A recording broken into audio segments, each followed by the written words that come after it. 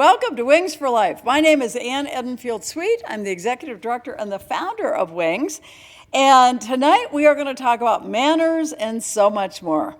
We have a big celebration of champions coming up, and we always like to review manners, and I like to review them myself just so I'm up to speed about everything and reminded about what is best practice in the business world. Now, everything that I'm teaching right off the bat is what you do in your own home is fine. But we're talking about if you're out in a public place and we're sharing kind of the general manners that are important for all of us to know in the United States today. So, first of all, asset 26, we're always building those assets, talking about self-esteem. And we want you to have confidence about attending a banquet, a special event, a wedding, a graduation. And the more that we know and the more we're prepared, the better off we are. So first of all, what to wear? So in fact, I got to figure out what am I going to wear here. But first of all, the suggestion is that you wash, identify first what you're going to wear. Then if it needs to be washed, dry it and iron the clothes. I've worn used clothes my whole life now for about the past 35 years, but I always wash it and then iron it and have it all pressed and looking sharp and ready to go. And do this well in advance of the day that you're going to do it. You want to dress for success because you want to feel good about yourself. You want to polish your shoes, groom your hair and your nails, and you want to bathe. You want to be ready to go to this because if you feel good, you're going to exhibit confidence, and that's what we want for you. Now, I always suggest that you try to plan to arrive 15 minutes early. And if you don't know where this place is, you might want to drive by in advance of it because you don't want to get there and be late. So even if you plan to get there, 15 minutes early, traffic could come up, there could be all kinds of things. And actually, a lot of things happen at the beginning when people are not in such a rush, and you could talk to people. So that's a good time to show up. Get there early. Now, you want to make an impression. Now, here are a couple ideas about making an impression. And for a lot of people, they are introverts. So here is a trick that we like to recommend to everybody. Go to the center of the room when you arrive. It's much easier to meet people if you're out in the center. Now, if you're hanging against the wall, oh my gosh, people are going to be a little less apt to walk up to you. And you certainly don't want to pull out your phone and start looking at your phone and putting your head down. You want to make eye contact, you want to smile, and you want to state your name. Hi, my name is Ann. Hey, I'm glad you're here tonight. If you're shaking hands, you give a nice extended handshake. Bring your thumbs together, fingers around each side of each person's hand. You don't want it to be crushing, but you want it to be firm. Now, conversation starters. These are things that I always like to do at Wings because a lot of people are very uncomfortable. So here are some conversation starters that you can use. I'm involved with Wings for Life. What is your connection to Wings? So right off the bat, you're turning the conversation to somebody else. You don't have to be talking. You could also say, well, I like Wings for Life because, and share a story or why you're involved or how you're involved. My favorite memory of a Wings family day or a Wings for Life meeting or a yard sale that I went to, anything, is da-da-da-da-da-da. What is it? It gives you something to talk about. Another thing you could say, if you're new to Albuquerque, new to your city or state, well, I'm new here. What are two of your favorite places to eat? Where do you like to take guests when they come to visit? Are there any favorite hiking places? Whatever you like to do, you can ask people, what do they like to do? And I always learn all kinds of fun things and that I want to check them out because if that's somebody's favorite, I want to do it too. Another thing you could say is, well, what do you do for fun? These are all simple conversation starters that almost anybody can answer. Now, I like to review manners. When we have a banquet, we always teach our youth and our children how to be the servers, and we always like to go over things. And the reason we go over things is because we don't want anybody to be embarrassed in a social setting.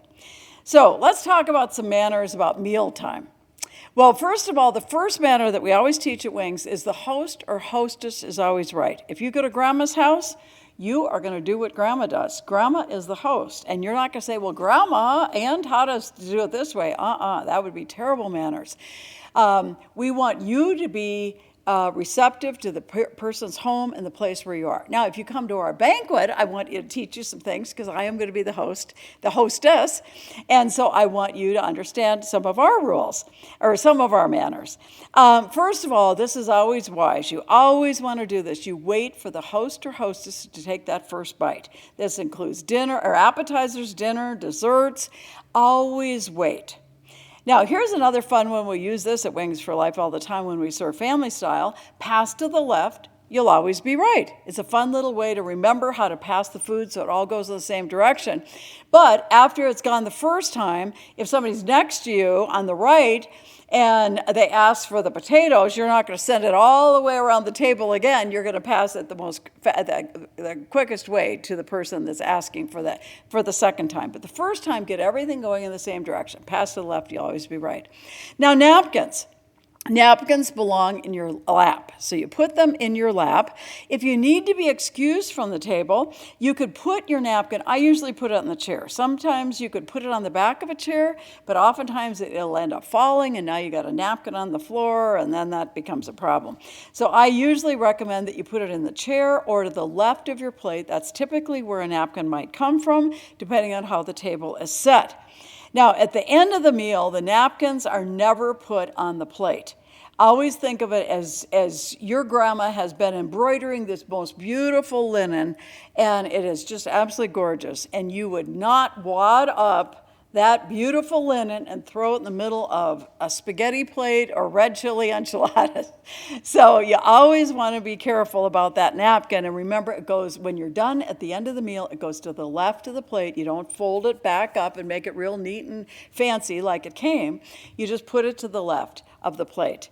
And when serving family style, only take your share.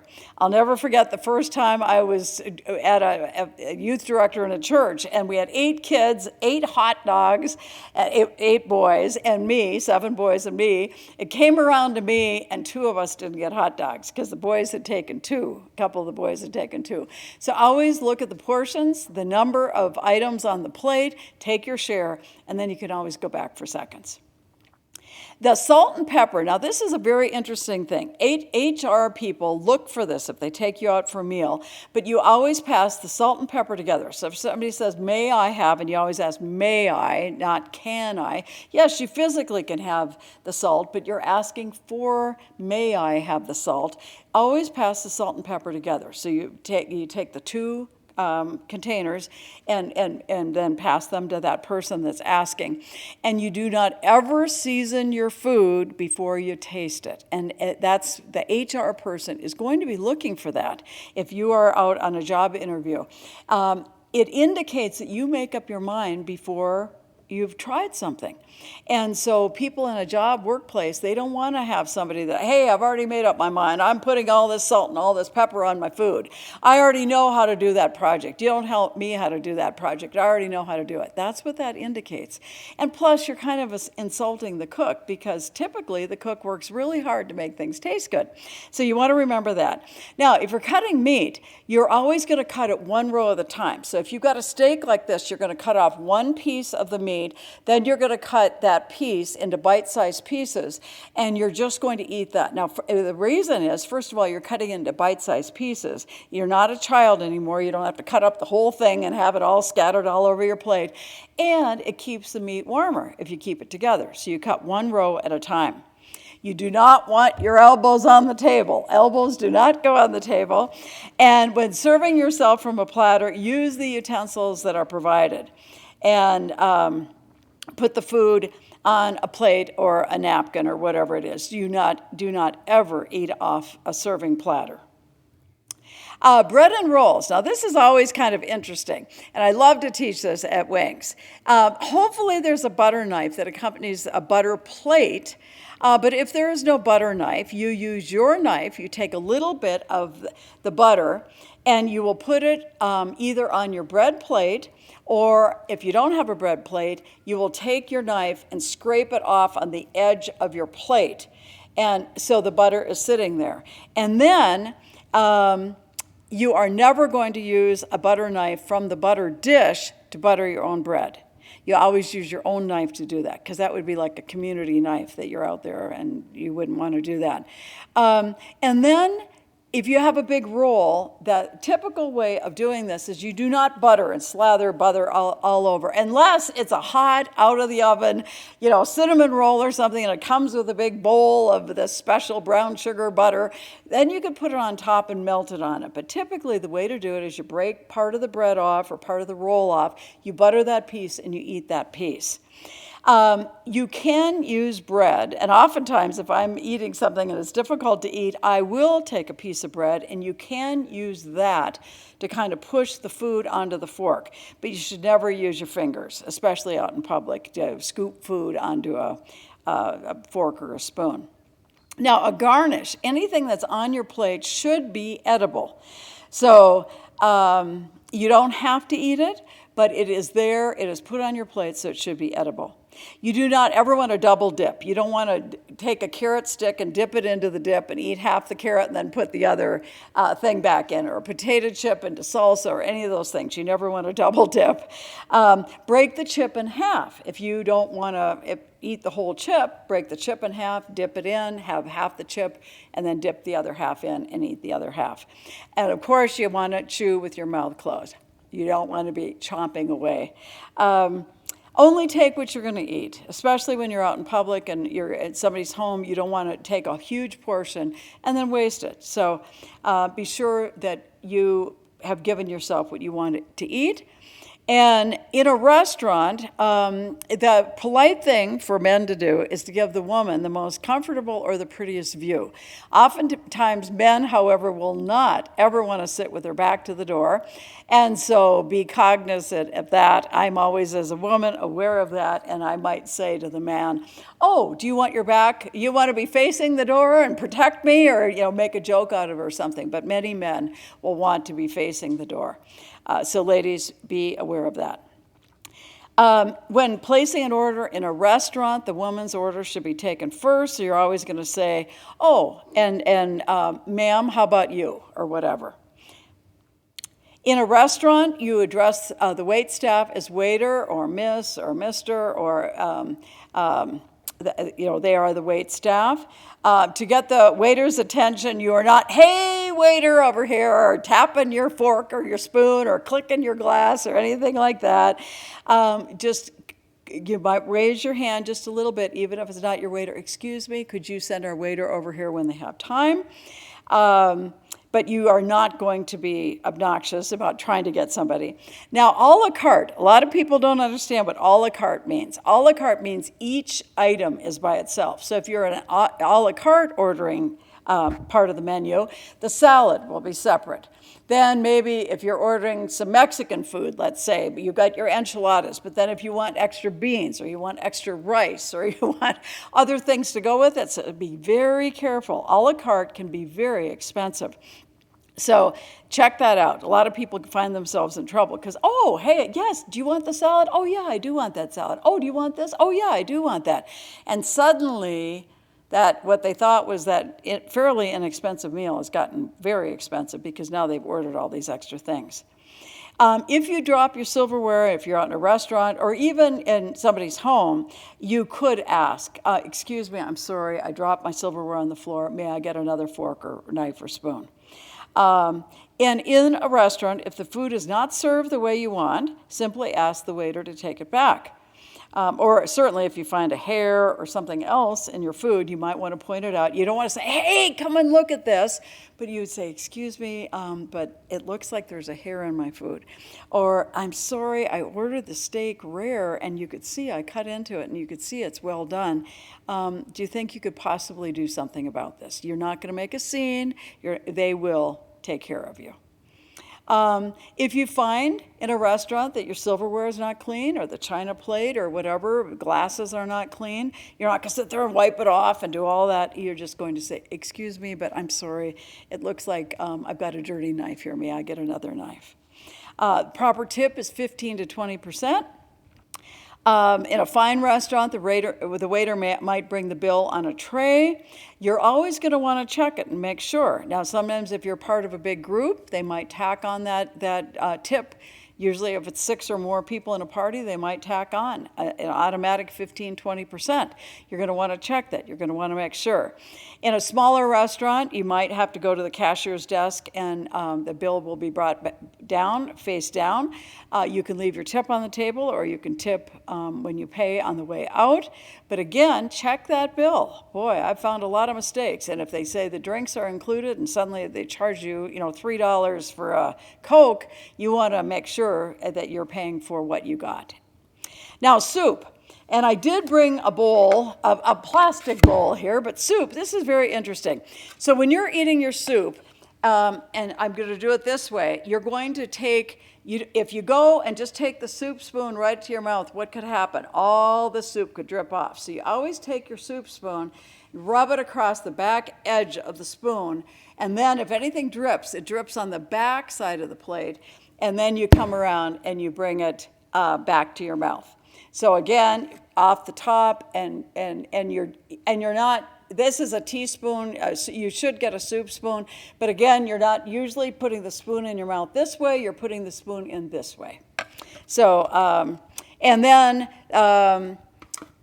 the spoon is laid on the saucer when not in use or when the soup is finished, because you don't want to have that flash, automatically hit, or you make a mistake and hit that spoon and now you got tomato soup all over the place or something. At the end of the meal, silverware is placed at a 4 o'clock position. So imagine this is a plate. Let's just use this as a plate. So imagine 4 o'clock. That tells the waitstaff that you're done. So you just put your silverware at a 4 o'clock position, tells everybody you're done. Do not stack plates. In a restaurant, even at home. It makes it very difficult for wait staff. I put myself through college waiting on tables, and then I was a flight attendant for many years. When people stack things, they don't always stack them the way you want to carry them. And the last thing a wait staff wants to do is have a whole stack of plates, and all of a sudden they start shaking and rattling, and then you crash and you break all the stuff and you're spilled all over somebody. So do not stack dishes. That is not a polite thing to do. Let the wait staff do that. Be mindful of others, and teach your children to order their own meals when they go out. This is teaching them good behavior. Lunchroom etiquette. Now this will go over for your kids. You can kind of go over that. They should follow the rules. Whatever the rules are in school, follow them. Be neat. Clean up after yourself. The last thing you want to do is sit down at a dirty table. And I always try to do that even if I'm at a restaurant. I try to clean up a little bit.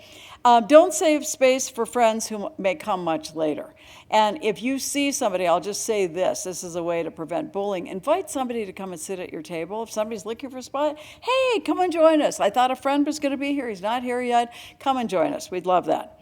Don't crash the line. Wait patiently. Observe proper table manners. It's why is it that you don't use manners at home or in school? It doesn't make any sense. You teach kids to use manners wherever they are and welcome others to the table. You always want to be mindful and respectful of other people. Men should stand when an adult woman enters a room or approaches the table. Now, sometimes if I see that, I'll say, oh, it's okay, just stay seated, don't get up. But the polite thing, men, is to know that that is the right thing to do. And it is polite to open the door and hold the door for women. But I hold the door for somebody else. I like that. Now, can I open a door? Of course I can open a door, but I sure appreciate when somebody does it. And then if somebody's kind enough to do that for us, we need to, and I always like to say, boy, what impressive manners. Your mom sure taught you well, or something kind of corny, but to make them feel good about that too. Instill respect in the children. Teach the children to address adults with titles like Mr. Jones, Mrs. Chavez, whatever. And sometimes adults will say, well, you can call me Mr. Bob, Miss Ann. I just go by Ann everywhere that I go. But in school or places, always ask and teach your kids to be respectful of the adults. And teach your children to stand, too, when they're being introduced to an adult. That's the polite thing to do. And remind your children not to use disrespectful words, rude tone, or model behavior for that kind of behavior in your own life. And show respect for your children when they are speaking, because how are they going to learn that if you don't do that for them? Make only positive comments about the food if you're a guest at somebody's home. You don't want to say, oh, yuck, I don't like broccoli, or I don't like spinach. You just be quiet about it. And when you're serving yourself, you just take a tiny, tiny little bit. And one thing I always like to do is if you get something and you really don't like it, kind of, when somebody's not looking at you, kind of cut it up and kind of spread it around the plate. And pretty soon you've got your spinach spread all over, that one piece of spinach spread all over the plate. Nobody knows that you didn't eat your piece of spinach that you don't like. Be grateful for what they have and say thanks. You always take turns. Now, about hats, this is always interesting. Men should remove hats when they're eating while being introduced. Of course, in a house of worship, unless a hat or head covering is required. Indoors at work, especially at the office. And so it's not polite to be wearing a hat in the office. When the national anthem is played, this is very important. And when the flag of the United States passes by, as in a parade or anywhere like that, you should remove your hat. Now, this is interesting. Cancer patients are exempt from hat rules. This is probably women. They can keep their hats on at any time that they want to. Of course, we want to teach people to say please and thank you, and excuse me, you're welcome, I'm sorry, and it's important. Practice these things over and over again. And when receiving somebody's help or kindness of any type, please be sure to say thank you. Now, this is a place setting for a very formal place setting that you can look at here.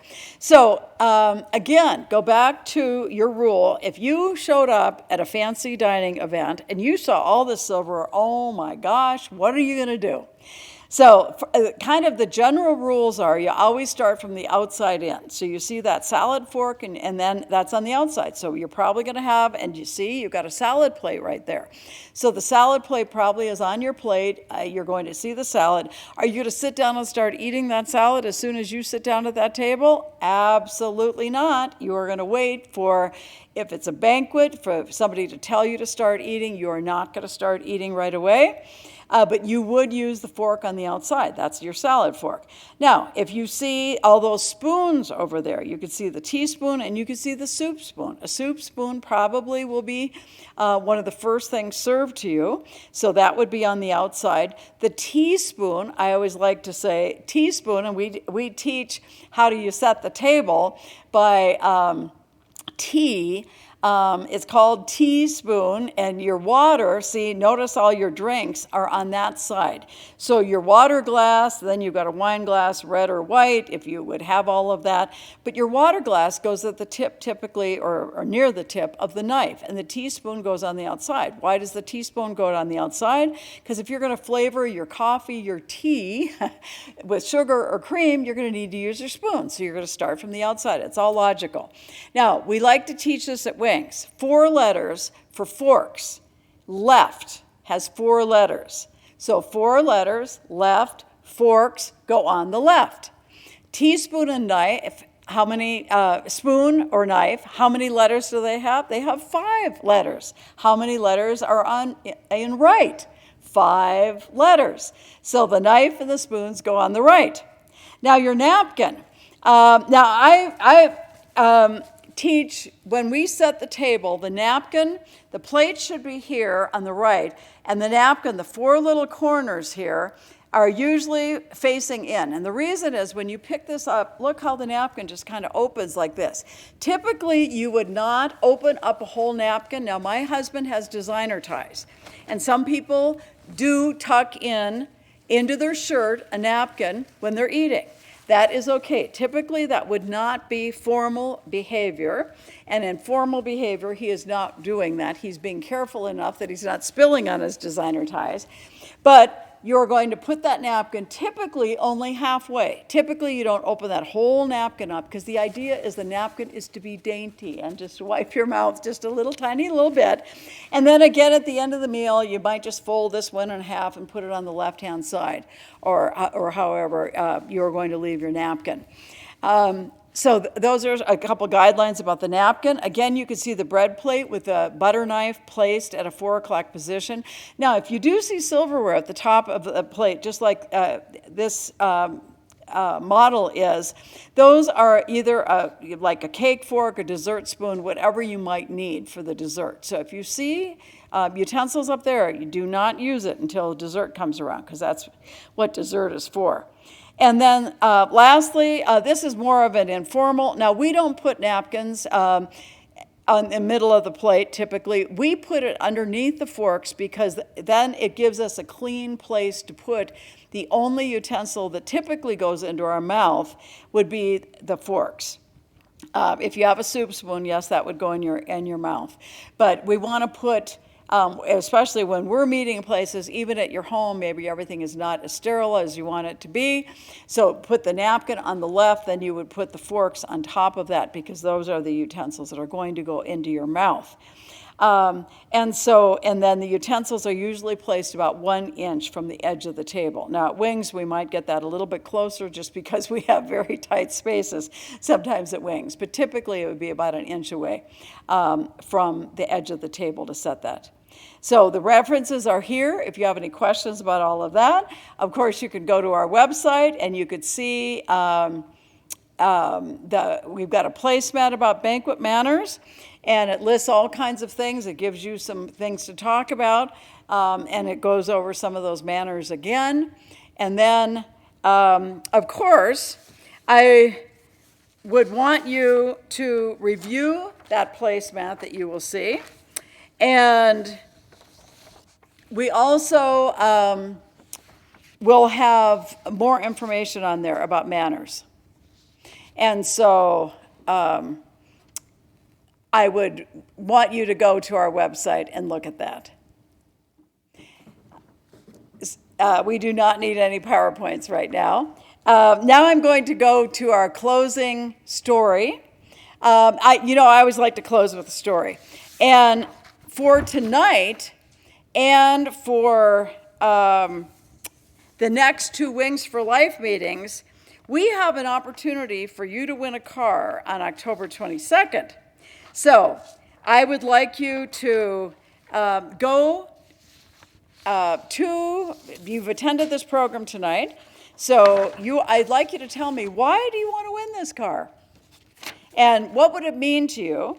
And this is my email address right here. Hopefully you could see that. Ann Edenfield@wingsfly.org, Ann Edenfield@wingsfly.org. I think you can see that. And a reminder, too, if you want to go back and review this and you don't find it on our website easily, you could always go to our YouTube, and we really need you to subscribe. I found out that if you subscribe, that we might even be able to make a little bit of money. And we have well over many thousands of people that have looked at our YouTube programs, but they have not subscribed. And when we get over 1,000 people who subscribe, we start to make money. So help us make money so we can keep doing these programs. And so lastly, I'm going to close with a story. You know, I always like to close with a story. So this is Audrey Hepburn's Beauty Tips. For those of you who are very young, you might not know that name, but she was a very famous, very beautiful movie star. And so listen to this. Here are her beauty tips. For attractive lips, speak words of kindness. For lovely eyes, seek out the good in people. For a slim figure, share your food with the hungry. I might need to do more of that. For beautiful hair, let a child rub his or her fingers through it once a day. For poise, walk with the knowledge that you never walk alone. People, even more than things, have to be restored, renewed, revived, reclaimed, and redeemed. Never throw anybody out. Remember, if you ever need a helping hand, you will find one at the other end of each of your arms. And as you grow older, you will discover that you do have 2 hands, one for helping yourself and the other for helping others. So I hope you've had gotten a few tips out of this about manners and be a little more prepared the next time you're going out for a social gathering. And I thank you for being with us. Now, next week, we are in for a treat. We are going to learn all about chemical dependency and how a family member can help those that we know that have an addiction problem. We've got a wonderful speaker, Herman Delgado, so I sure hope you'll be joining us next week. So thanks, everybody. If you're with us on Facebook and YouTube, this is going to be the end of your program. If you are with us now on Zoom, we are going to go to breakout rooms, and then you can ask me questions, and I sure hope I have your answers. So thanks, everybody. Have a blessed night. Thanks for joining us.